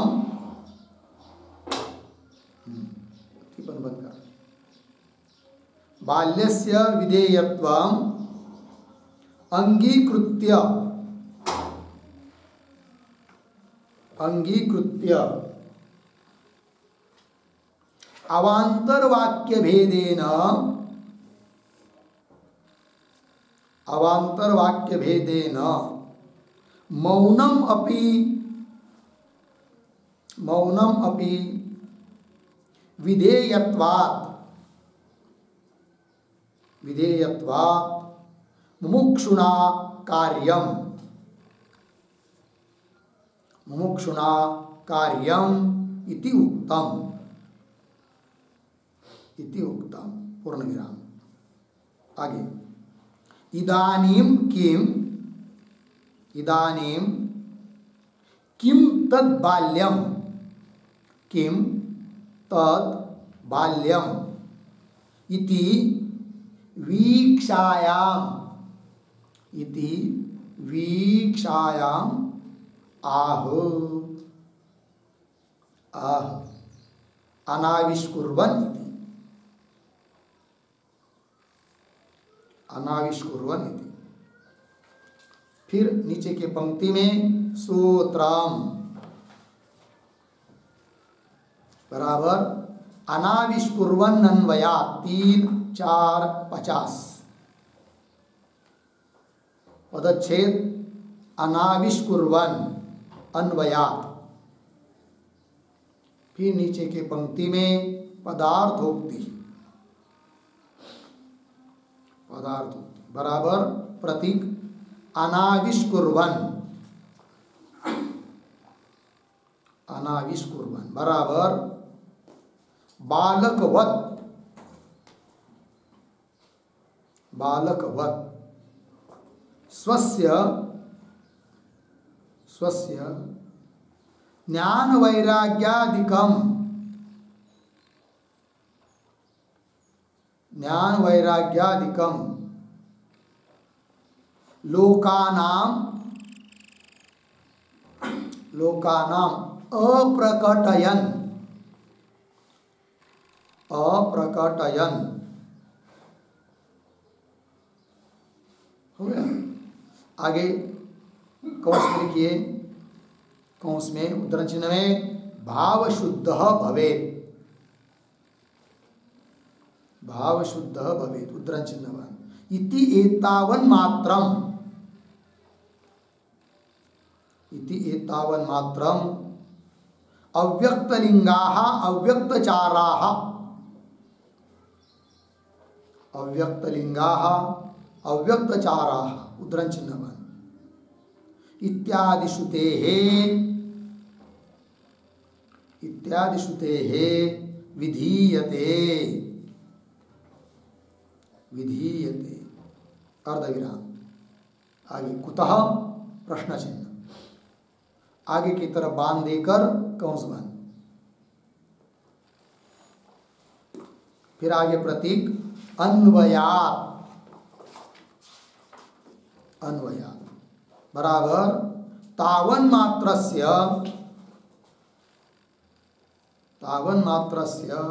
प्रधाने ज्ञानाभ्यासे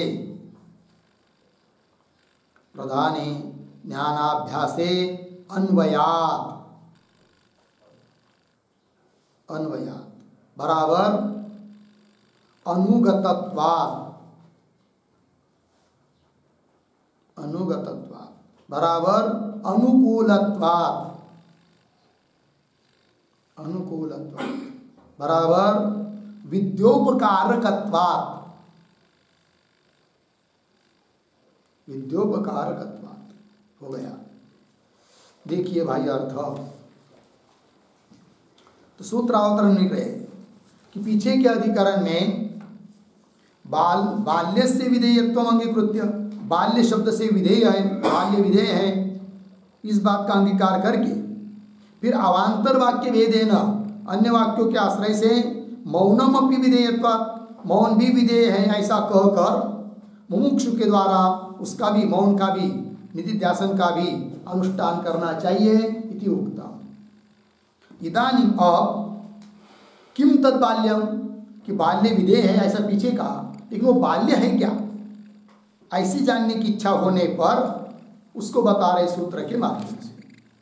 तब सूत्र आया अनाविष्कुर्वन अन्वयात्, पदार्थोक्ति में लिख रहे हैं अनाविष्कुर्वन मतलब बालकवत, बालक की तरह स्वस्य अपने ज्ञान वैराग्यादिकम लोकानाम अप्रकटयन, जैसा बालक किसी बात का प्रकटीकरण नहीं करता है, उसी प्रकार ज्ञानी महात्मा भी क्या अपना ज्ञान, अपना वैराग्य वगैरह किसी को प्रकट न करे, ये बात, यही है भाव शुद्धि। तो आगे फिर भाव शुद्धि भवेत् इति एतावन मात्रम, इतना ही श्रुति से भी कहा गया है।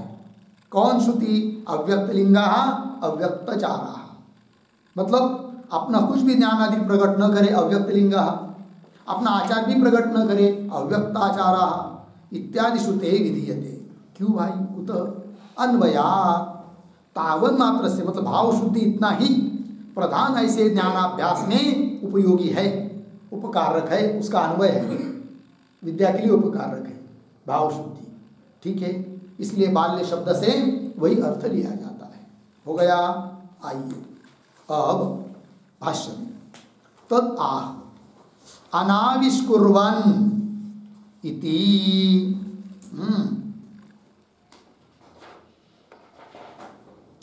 अनाविष्कुर्वन हो गया नहीं, आगे चलिए। ये प्रतीक है, अनाविष्कुर मतलब प्रकट न करता हुआ, प्रौढ़ी न मिरवता हुआ, ठीक है ना। किसका? वो दे रहे, स्पष्टीकरण कर रहा है।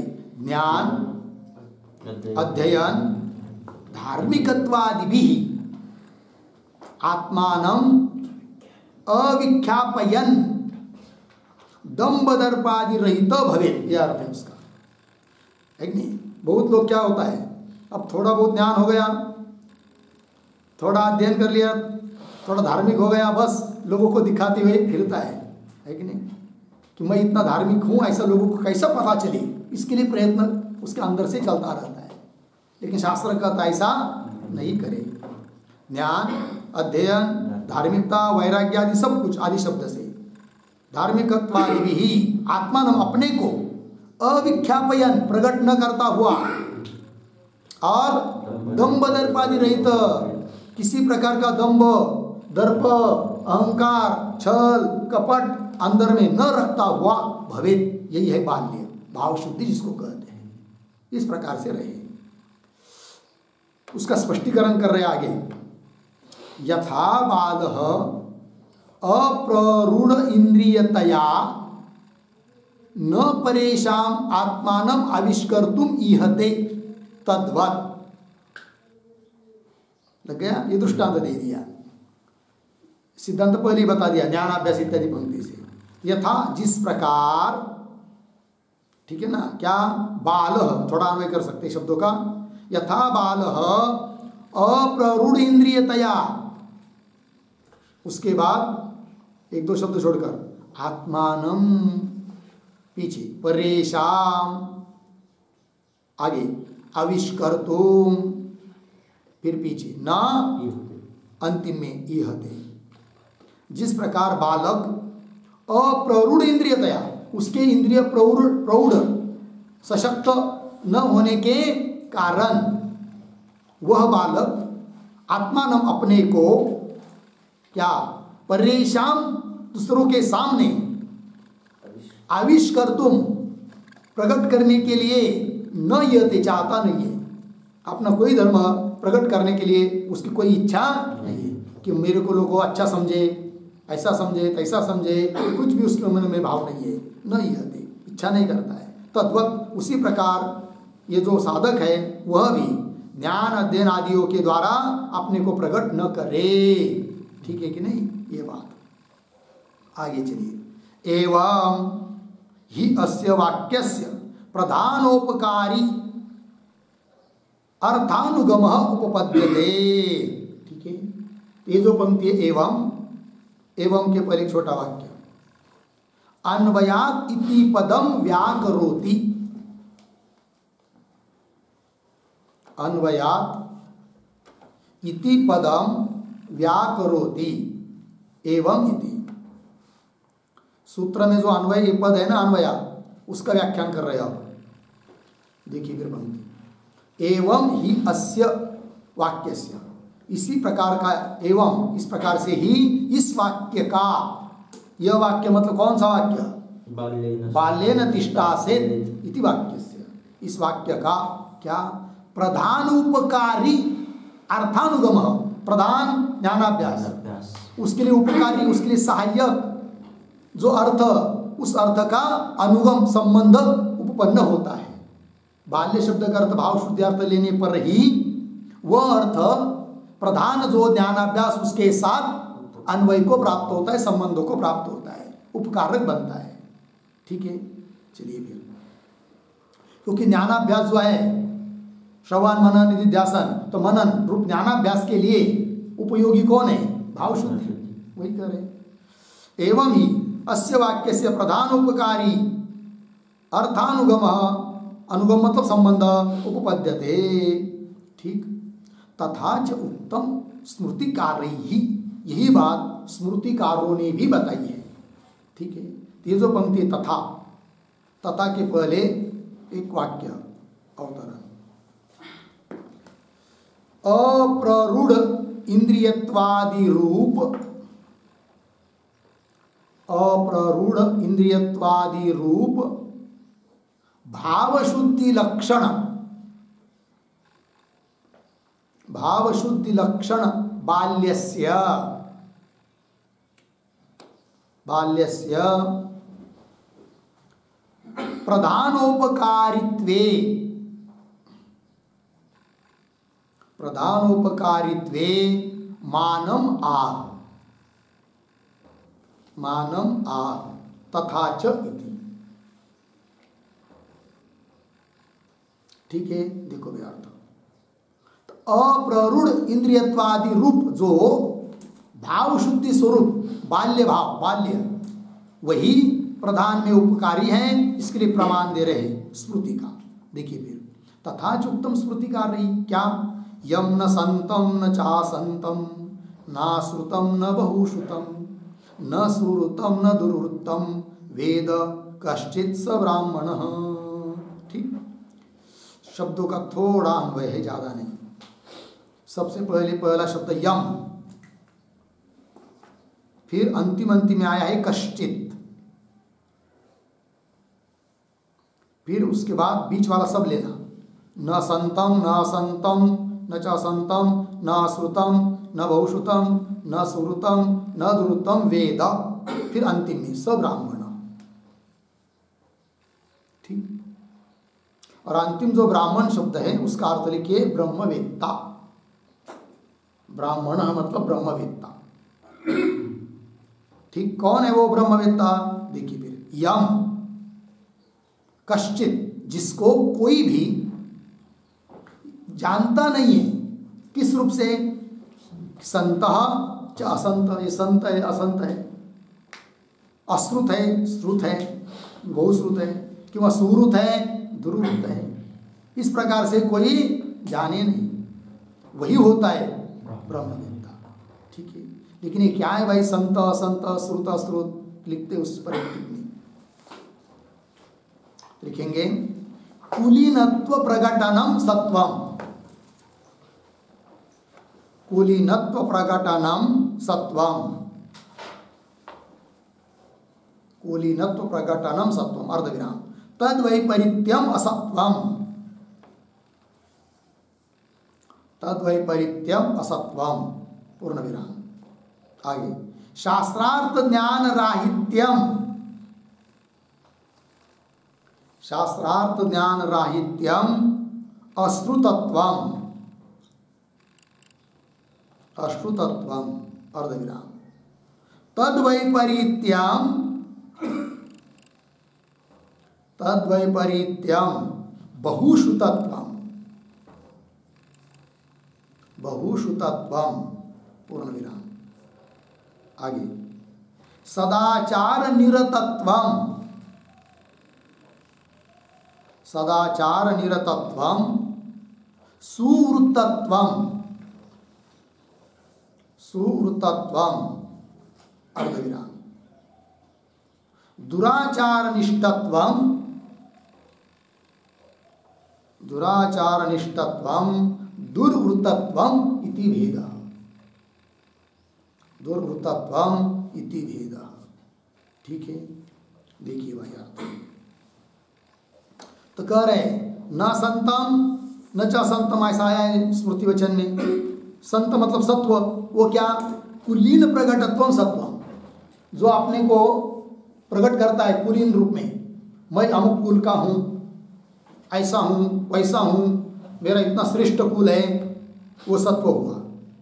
किंतु इस प्रकार से जो अपने को प्रकट नहीं करता है, न तो उसके विपरीत असत्व को प्रकट कर रहा है, भूल गया सब देह और देह के धर्म, कोई लेना देना नहीं है। जैसे बालक अप्रौढ़ इंद्रिय होने के कारण अपने को कुछ भी प्रकट नहीं करता है, उसी भाव में जो आ जाता है कि जैसे कि अपने इंद्रिय प्रौढ़ हुए नहीं, ससमर्थ हुए नहीं है, और न देह के धर्मों को अपना मानता है, न कुलीनत्व अकुलीनत्व सत्व असत्व शुद्धत्व अशुद्धत्व सब भूल गया, केवल अपने भाव ब्रह्म भाव में जो स्थित है वही सचमुच ब्रह्मवेत्ता है।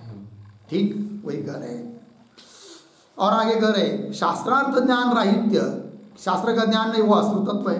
तद्वैपरीत्यम बहुश्रुतत्वम, सदाचार निरतत्वम, हमेशा सदाचार में निरत रहना, निरंतर रममान रहना, ये सुवृत्त है। अरे भाई मेरी क्या बात कर रहे हो? भोर से 3 बजे से उठता हूँ, 2 बजे से उठता हूँ, और रात में 11 बजे तक हमेशा मैं परमार्थ में ही लगा हूँ, और बता रहा है लोगों को, फिर वो समझ लेना अभी दिल्ली बहुत दूर है। ठीक है, तो सदाचार निरतत्वम सुवृत्तत्वम, और दुराचार निष्ठत्व वो हुआ क्या? दुर्वृत्तत्व, कि इन सबसे रहित, किसी को किसी धर्म को प्रकट नहीं करता है, वो हुआ ब्राह्मण ब्रह्मवेत्ता। ठीक, आगे चलिए। गूढ़ धर्माश्रितो विद्वान अज्ञात चरितम चरेत, अंधवज्जड़वच्चापि मूकवच्च महिम चरेत, ये भी एक स्मृति वचन है। और ये जो पंक्ति चालू हुई गूढ़ धर्म इत्यादि, उसके पूर्व में एक छोटा सा वाक्य अवतरण, तत्किम तत्किम इदानीम इदानीम ब्रह्मधि योग्यस्य मुमुक्षोः, ब्रह्मधि योग्यस्य मुमुक्षोः किंचित अनुष्ठेयम नास्त्येव, किंचित अनुष्ठेयम नास्त्येव अर्धविराम, तत्र आह गूढ़ इति, तत्र आह गूढ़ इति। ठीक है, देखो भाई अर्थ। अब कोई कहेगा तत् किम, क्या? तो इदानीम अब ब्रह्मधि योग्यस्य, ब्रह्म बुद्धि होने, ब्रह्म ज्ञान होने के लिए योग्य जो मुमुक्षु, उसके लिए किंचित अनुष्ठेयम नास्त्येव, कुछ भी अनुष्ठेय नहीं है क्या? फिर ऐसी कोई शंका करेगा? उत्तर दे रहे ऐसी बात थोड़ी, कह रहे गूढ़ धर्मास्ति, अन्वय सरल है। कैसा रहना चाहिए? गूढ़ धर्माश्रित है कि नहीं? गूढ़ धर्माश्रित मतलब गुप्त रूप से धर्माचरण करता रहे, उसको प्रगटीकरण करने की जरूरत नहीं है। जरूरत नहीं है क्या 1 कोटि जप कर लिया तो सत्कार लेना ही चाहिए, है कि नहीं? जप करो ना, नहीं कौन कर रहा है कि नहीं? चलिए, तो गूढ़ धर्माश्रित गुप्त रूप से धर्माचरण करता रहे, ठीक। और ऐसा विद्वान, गूढ़ धर्माश्रित विद्वान अज्ञात चरितम चरित। अज्ञात चरितम चरित मतलब अप्रसिद्धि रूप से रहे, प्रसिद्धि विमुख रहे, न चाहे कि अपना भी फोटो बड़े बड़े हैंडबिल में, पॉम्पलेट में होना चाहिए, पोस्टर लगने चाहिए, हमको लोगों ने जानना चाहिए। ये मत सोचो, छोड़ दो सब धर्मों को, ठीक है। केवल एक गूढ़ चैतन्य ब्रह्म तदाश्रित होकर रहे और धर्माचरण शास्त्रविद कर्म करते रहे। विद्वान अज्ञात चरितम भवेत्, ठीक है। और आगे कैसा रहे फिर? अंधवत, अंध व्यक्ति की तरह, है कि नहीं? कुछ भी किसी को देखना नहीं है, न शुभ देखना न अशुभ देखना, बस अपना महिमा में ही रहना, ठीक है। अशुभ देखेंगे दोष निकालोगे किसी लोगों के, शुभ देखोगे तो भी गड़बड़ है, तो भी ईर्ष्या होगी, अरे मेरी से अच्छा कर रहा है। अंधवत। पुनः जड़वत, जड़ की तरह, जैसे कुछ समझ में नहीं आता इनको, कोई नहीं बाबा वैसे ही रहते, अपना अपने जाने तो छोड़ दो, अपना काम चले, अपना अपना काम कर लेंगे, ऐसा लोग बोले, ठीक है ना। हाँ, फिर कोई कार्यक्रम चल रहा है और नहीं बुलाया आपको, तो ये भी दुख मत करना कि हमको बुलाया नहीं उन लोगों ने, उस उल्टा ऐसा सोचना अच्छा हुआ नहीं बुलाया। है कि नहीं? ये सोचना, हमेशा सकारात्मक विचार में रहना भाई, निगेटिव थिंकिंग कभी भी नहीं करना, नकारात्मक विचार में कभी भी नहीं जाना। हाँ, जैसा सोचता है आदमी वैसा होता है, इसलिए सकारात्मक विचार का व्यक्ति हमेशा सुख को ही प्राप्त होगा और नकारात्मक विचार का व्यक्ति हमेशा दुख को ही प्राप्त होगा, ठीक है ना। अब यही बात लिखिए, देखिए कार्यक्रम में हमको बुलाना चाहिए था, नहीं बुलाया, कैसे दुष्ट लोग हैं, नकारात्मक विचार कर रहे हैं, दुख हो रहा है, अच्छा हुआ हमारा परमार्थ हो रहा है, नहीं बुलाया बहुत बढ़िया हुआ, सकारात्मक आनंद में रह रहा है। चलिए, अंधवत, जड़वत, चापी, और कैसा? मूकवत, मूका, गूंगा, मतलब जिसको बोलना नहीं आता है ना, ऐसा रहे, है कि नहीं? मतलब किसी की स्तुति भी ना करे, किसी की निंदा भी नहीं करे, ये इसका मतलब है, ठीक है ना। नहीं तो बहुत लोग आते, बाबा लोगों के पास बहुत लोग आते और आकर क्या करते पता है? कुछ नहीं, थोड़ा देर बैठेंगे, पूछेंगे तबीयत कैसी, भोजन पानी हुआ का, धीरे से अपने ही सब फाइल खोलना चालू कर देंगे। और उतने में नहीं भागता है उनका, पूरी गांव की फाइल सामने रख देंगे, या ऐसा है, वो ऐसा है, ये वैसा वैसा वैसा वैसा, ये सब कुछ नहीं करना। ऐसा कोई व्यक्ति आता है ना, सीधा बोल दो भाई कुछ नहीं, ये माला ले लो, जप करो, तुम भी करो, हम भी करते हैं, है कि नहीं? या चलो ज्ञानेश्वरी लेंगे, साथ साथ पारायण करेंगे, तो वो दोबारा आपके पास आएगा भी नहीं, है ना। चलिए फिर, तो गूढ़ धर्माश्रित विद्वान अज्ञात चरितम चरेत, अंधवच्च जड़वच्चापि मूकवच्च महिम चरेत, और पृथ्वी पर विचरण करता रहे, ठीक है। और कैसा? अव्यक्त लिंग अव्यक्ताचार इति चेवमादि, ऐसा स्मृतियों में बताया है, ठीक है ना। इस प्रकार का ध्यानी होता है जो अव्यक्त लिंग हो, अव्यक्त आचार है। अव्यक्त लिंग क्या चीज है लिखते हैं उसका अर्थ। अव्यक्त लिंग इसके ऊपर लिखते एक टिप्पणी, धर्म ध्वजित्व, धर्म ध्वजित्व अप्रकटनम, अप्रकटनम, धर्म ध्वजित्व अप्रकटनम अव्यक्त लिंगत्वम, अव्यक्त लिंगत्वम पूर्ण विराम, तदेवं उपरत सर्वेन्द्रियस्य, उपरत सर्वेन्द्रियस्य श्रवणादिपरस्य, श्रवणादिपरस्य मुक्षोः मोक्ष साधनम तत्वज्ञानम, मोक्ष साधनम तत्वज्ञानम अवश्यम भावी, अवश्यम भावी इति भावः, इति भाव। ठीक, देखो भाई अर्थ। अव्यक्त लिंग मतलब क्या? अर्थात धर्मध्वजित्व अप्रगटनम। मतलब कुछ कुछ लोग होते हैं, थोड़ा भी धर्म किया ना उसका ध्वज लगा देते हैं, झंडा है कि नहीं। पंगत दिया, 10 लोगों को 50 लोगों को बताएंगे हमारी पंगत है, हमारी पंगत है, हमारी पंगत है, हमारी पंगत है कि नहीं। इसको कहते हैं धर्मध्वजित्व। और इस प्रकार के धर्मध्वज का प्रकट न करना, अप्रगटनम, इसको कहते हैं अव्यक्त लिंग। पहले लोग भी बहुत चारिधाम यात्रा किया ना, रोज हर एक लोगों को किसी न किसी को बताएंगे चारिधाम यात्रा किया, चारिधाम यात्रा, चारिधाम यात्रा है कि नहीं। आजकल क्या गाड़ी से करती इतना मत, इतना ये नहीं रहा है कि नहीं, ये बहुत होता था पहले। धर्मध्वजित्व को अप्रकट करना ये होता है क्या? अव्यक्त लिंग। परमार्थ करो, दिखाओ मत, ये इसका मतलब हुआ अव्यक्त लिंग। और पुनः अव्यक्त आचार, अपना जो आचार है, धर्माचरण है, वो भी किसी को बताने की जरूरत नहीं है, ये बात। तदेवं, इस प्रकार उपरित सर्वेंद्रिय से, जिसने अपने सभी इंद्रियों को उपरत कर लिया, विषयों से हटा लिया, और श्रवणादि कर रहा है, श्रवण मनन कर रहा है, श्रवणादि पर से मुमुक्षु हो, ऐसे मुमुक्षु के लिए मोक्ष साधनम तत्वज्ञानम अवश्यम भावी। मोक्ष का साधन जो तत्वज्ञान, वो अवश्य उसको प्राप्त होता ही है। यह अर्थ निकल आया। हो गया जी, ये हो गया यहाँ पर 50 नंबर के सूत्र का भाष्य पूरा हुआ। इसके साथ साथ ये 15 नंबर का अधिकरण भी समाप्त हुआ। आगे का विचार हम लोग कल करेंगे।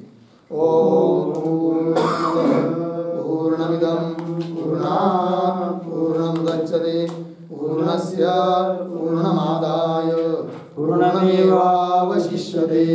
ओम शांति शांति शांति। शंकर